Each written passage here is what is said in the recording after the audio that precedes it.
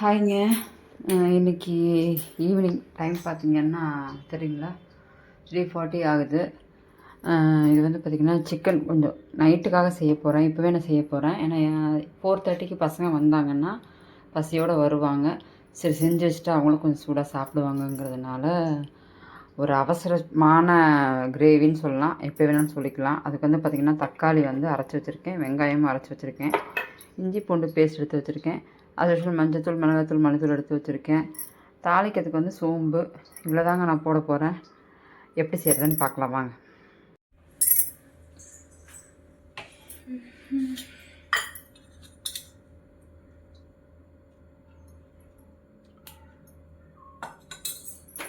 Already சட்டி காஞ்சிருச்சு, வச்சுட்டு எண்ணெய் ஊற்றினேன். இப்போ வந்து பார்த்திங்கன்னா நம்ம எடுத்து வச்சுருக்கோம் இல்லையா, சோம்பு, பட்டை, கிராம்பு, இந்த நட்சத்திரப்பூ, கல்பாசி எல்லாமே போட்டிருக்கு. பொரியட்டும். கருவேப்பிலை போட்டாச்சு. கருவேப்பிலை போட்டுட்டு கல்பாசிலாம் போட்டோன்னே ஒரு நல்ல ஒரு ஃப்ளேவர்.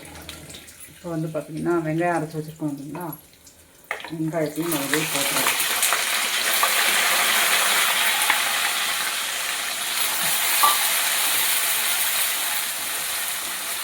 இது வந்து பார்த்திங்க அப்படின்னா ஒரு அவசரமாக செய்யக்கூடிய சிக்கன்.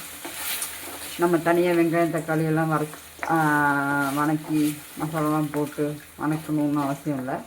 என்னோடய ஸ்டைலில் எனக்கு தெரிஞ்ச மாதிரி ஒரு 20 மினிட்ஸில் எப்படி செய்யலாமோ அப்படின்னு யோசித்தேன். பசங்க வர்றதுக்குள்ளே செய்யணும் இல்லைங்களா, ஸோ அதனால் எல்லாத்தையுமே அரைச்சி லைட்டாக வணக்கிட்டு கொதி விட்டுறலாம். சரி, அதுவும் எப்படி இருக்குன்னு பார்க்கலாம். டேஸ்ட் நல்லாயிருக்கும்னு நினைக்கிறேன், பார்ப்போம்.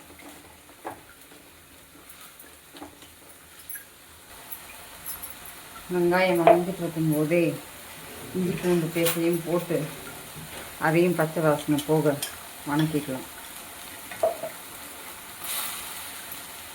நான் மஞ்சள் போட்டு ஆல்ரெடி அரைச்சி வச்சுருக்கேன், ஸோ அதனால் உங்களுக்கு கொஞ்சம் எல்லோயிஷாக தெரியும்.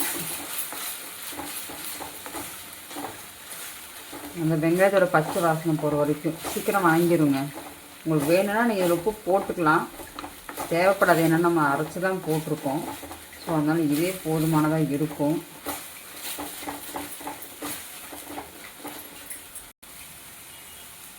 ஒரு 2 மினிட்ஸ் தாங்க வணக்கினேன். அப்புறம் சிக்கன் கழுவி வச்சுருந்தோம் இல்லையா, தண்ணியை வடிச்சிட்டேன். வடிச்சுட்டு நான் அப்படியே போட்டுறேன். இது வந்து ஒரு 3/4 கிலோ சிக்கன் இருக்கும், நைட்டுக்கு மட்டும்தான். அதனால் இதுக்கு 3/4 கிலோ போதுங்கிறதுனால 3/4 கிலோ சிக்கன் மட்டும் வச்சுருக்கேன். நைட்டுக்கு வந்து சாயந்தரம் வந்து பசங்க சாப்பிட்றதுக்கு வந்து பார்த்திங்கன்னா பூரி போடணும், மாவு பிணைஞ்சு வச்சுருக்கேன்.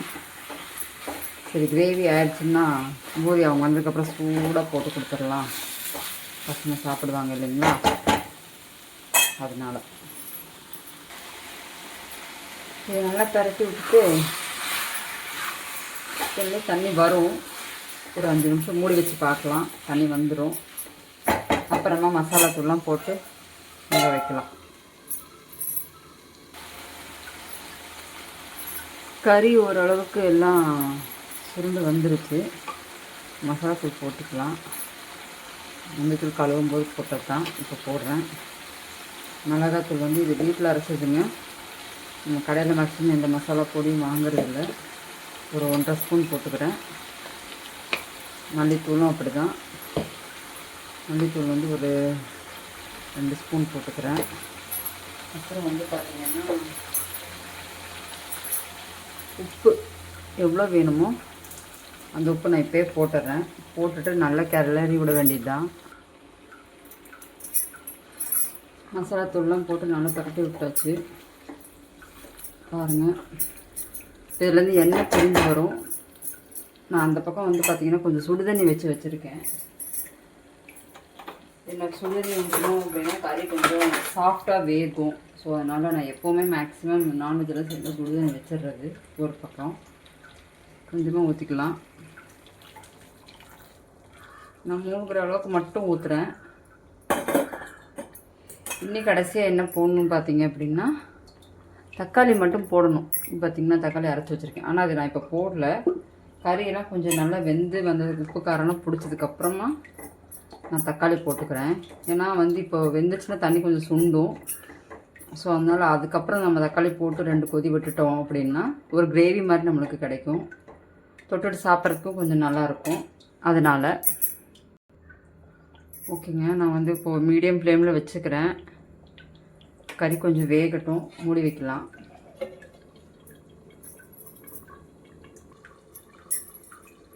வாங்க, 10 நிமிஷம் ஆயிடுச்சு. சிக்கன் ஒரு 3/4 பதம் வெந்திருக்கும். பார்க்கலாம். இப்போவே நல்லா எண்ணெயெல்லாம் பிரிஞ்சு வந்துருக்கு.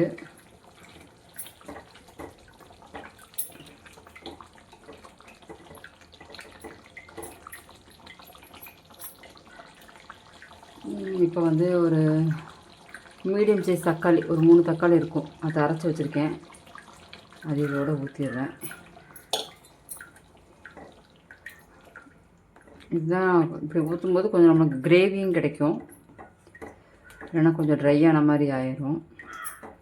ஒரு கொதி வந்ததுக்கப்புறமா இதில் உப்பு காரம் பார்த்துக்கலாங்க. உப்பு காரம் பார்த்துட்டு பத்தலைன்னா ஏதாவது வேணும்னா நம்ம போட்டுக்கலாம். இதில் ரொம்ப மசாலாஸ்லாம் இருக்காது. நம்ம தாளிக்கிறதுக்கு போட்டோம் இல்லைங்களா, கரம் மசாலா, அது மட்டும்தான். மற்றபடி நான் வேறு எதுவும் அடிஷ்னலாக இதில் சேர்க்கலை.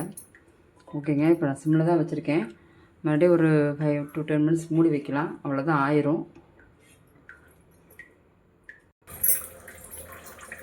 வாங்க, ஒரு 10 நிமிஷம் ஆயிடுச்சு. 10 நிமிஷம் ஆயிடுச்சு. இப்போ பார்த்திங்கன்னா நல்லாவே எண்ணெய் பிரிஞ்சு ஃபுல்லாக ரெடி ஆகிடுச்சு. இருங்க, சிக்கன் வெந்துருச்சான்னு உங்களுக்கு காட்டுறேன்.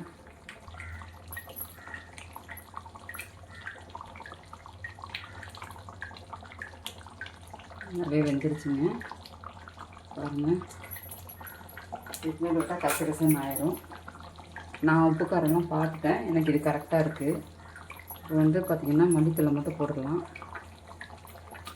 எங்கள் வீட்டில் மல்லித்தூளை நிறைய போட்டால் பிடிக்கும், குழந்தைங்களுக்கும் சரி எனக்கும் சரி. அவ்வளோதான். இப்போ பூரி போட்டு சாப்பிட வேண்டியது தான்.